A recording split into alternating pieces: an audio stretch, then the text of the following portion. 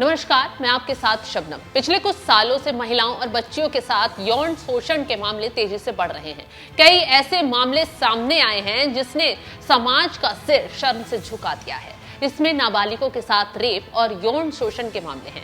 बच्चियों के बचपन पर एक घिनौने साए ने उन्हें डर और दहशत में जीने को मजबूर किया है। ऐसे दरिंदों के खिलाफ सख्त सजा ही ऐसे घटनाओं को रोक सकती है। ऐसी घटनाओं पर क्या फैसला सुनाया जाता है, अदालत की टिप्पणी क्या होती है और कितनी संवेदनशीलता से डील किया जाता है, ये भी काफी मैटर करता है।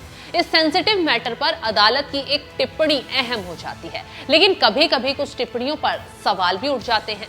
सवाल उठे हैं इलाहाबाद हाईकोर्ट के एक फैसले पर, जिस पर लोगों के साथ साथ सियासी दलों ने भी नाराजगी जताई है। किसी नाबालिग लड़की के ब्रेस्ट को पकड़ना, उसके पजामे का नाड़ा तोड़ना या उसे घसीटकर पुलिया के नीचे ले जाने की कोशिश करना, ये रेप या रेप की कोशिश का मामला नहीं बनता। इस टिप्पणी के साथ साथ इलाहाबाद हाईकोर्ट ने नाबालिग से यौन शोषण के मामले पर बड़ा फैसला भी सुनाया। कोर्ट ने निचली अदालत को आदेश दिया कि पॉक्सो एक्ट के तहत चल रहे आरोपियों पर केस में संशोधन किया जाए। यानी अगर आरोपी ने नाबालिग के ब्रेस्ट को टच किया या पकड़ा है, उसका नाड़ा खोला या उसे पुल से नीचे लाने की कोशिश की है, तो रेप की कोशिश नहीं होगी। अगर रेप या रेप की कोशिश का मामला दर्ज है तो उसे संशोधित किया जाए। हाईकोर्ट ने अपने इस फैसले के आधार पर कासगंज के 3 आरोपियों को बड़ी राहत देते हुए उनके खिलाफ ट्रायल कोर्ट से जारी आदेश में बड़ा बदलाव करने को कहा है। हाईकोर्ट ने आरोपियों की तरफ से दाखिल क्रिमिनल रिवीजन कोर्ट की अर्जी मंजूर कर ली। अपने फैसले में कोर्ट ने कहा, आरोपियों के खिलाफ रेप की कोशिश और पॉक्सो एक्ट की धारा 18 के तहत जारी किया गया समन गलत है। कोर्ट ने निचली अदालत को आदेश दिया है कि वह आदेश में बदलाव करते हुए आरोपियों पर 354 नंगा करने के इरादे से हमला या आपराधिक बल का प्रयोग और पॉक्सो एक्ट की धारा 9-10 गंभीर यौन शोषण के तहत मुकदमा चलेगा। इलाहाबाद हाईकोर्ट के जस्टिस राम मनोहर मिश्रा ने निचली अदालत को नए सिरे से समन जारी करने का आदेश दिया है। दरअसल ये मामला कासगंज की एक घटना से जुड़ा हुआ है, जिसमें कासगंज की एक महिला ने 12 जनवरी 2022 को एक शिकायत दर्ज करवाई थी। महिला ने आरोप लगाया था कि वे अपनी 14 साल की बेटी के साथ कासगंज में अपनी देवरानी के घर पर लौट रही थी। रास्ते में गांव के रहने वाले पवन, आकाश और अशोक नाम के लड़कों ने घर छोड़ने के बहाने उसकी बेटी को बाइक पर बैठा लिया। फिर रास्ते में एक पुलिया के पास बाइक रोककर नाबालिग का ब्रेस्ट को टच किया, फिर पजामे का नाड़ा तोड़ा। उसके बाद गलत इरादे से उसे पुलिया के नीचे खींचकर ले जाने की कोशिश की गई। महिला की एफआईआर के मुताबिक नाबालिग की चीख पुकार के बाद मौके पर वहां लोग पहुंच गए और ऐसे में आरोपी डरकर वहां से भाग निकले। महिला का आरोप है कि मामले में कई दिनों तक तो पुलिस ने केस ही दर्ज नहीं किया। उसके बाद उन्हें अदालत का रुख करना पड़ा।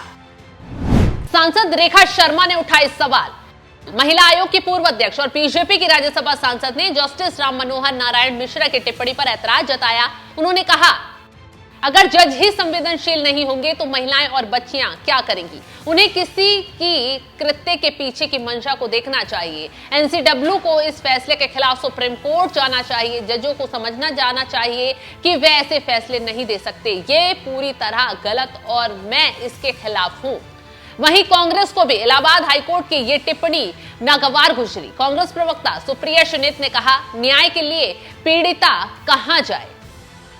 इलाहाबाद हाईकोर्ट का एक जजमेंट आया है जिसमें कहा गया है कि लड़की के कपड़े फाड़ना या उसके प्राइवेट पार्ट्स को छूना रेप या रेप की कोशिश का मामला नहीं है। इससे बहुत लोग उद्वेलित हैं, बहुत आक्रोशित हैं, बट क्योंकि इतना आक्रोश है तो कुछ बातें और जान लीजिए। पवन और आकाश नाम के 2 लड़के थे। उन्होंने 11 वर्ष की एक लड़की के साथ दुर्व्यवहार करने की कोशिश करी, उसके स्तनों को छुआ, उसके नाड़े को तोड़ दिया और उसके बाद उसको पुलिया के नीचे घसीटने की कोशिश की। तभी वहां पर कुछ गुजरते हुए लोगों ने हस्तक्षेप किया और पवन और आकाश उस 11 वर्ष की पीड़िता को छोड़कर भाग गए। ट्रायल कोर्ट ने इसको पॉक्सो के तहत रेप या यौन शोषण के मामले को बताया और ऑर्डर दिया। इलाहाबाद हाईकोर्ट ने लेकिन यह कहा कि यह रेप या रेप की कोशिश करने का मामला नहीं है। लड़की का निर्वस्त्र होना या लड़की को मजबूरन निर्वस्त्र करना हमला या दुर्व्यवहार का मामला बनता है। बस जानकारी के लिए बता दूं कि भारत दुनिया के उन देशों की सूची में आता है जो महिलाओं के लिए सबसे ज्यादा असुरक्षित, सबसे ज्यादा खतरनाक है। न्याय के लिए पीड़िता कहां जाए? जस्टिस राम मनोहर नारायण के फैसले पर बीजेपी सांसद और कांग्रेस प्रवक्ता दोनों का स्टैंड एक था। वहीं सोशल मीडिया पर भी फैसले को लेकर लोगों ने रिएक्ट किया है। किसी ने लिखा, जज क्या विचार कर ऐसा कर रहे हैं, ये बीएनएस और पॉक्सो का मजाक उड़ाना है। एक ने एनसीआरबी के डेटा शेयर करते हुए लिखा, यूं ही नहीं अपराध बढ़ता है। तो एक ने लिखा, यह निर्णय न्याय और उसके साथ महिमा और महत्व का उल्लंघन करता है। किसी ने लिखा, ये लोग पीड़ित महिला को न्याय दिला रहे हैं या बलात्कारियों का हौसला बढ़ा रहे हैं। बहरहाल इलाहाबाद हाईकोर्ट की टिप्पणी पर लोग अपनी अपनी राय दे रहे हैं। राजनेता भी इस पर सवाल उठाते दिख रहे हैं। लेकिन आपका इस मामले पर क्या है कहना, कमेंट कर अपनी राय हमें जरूर बताएं।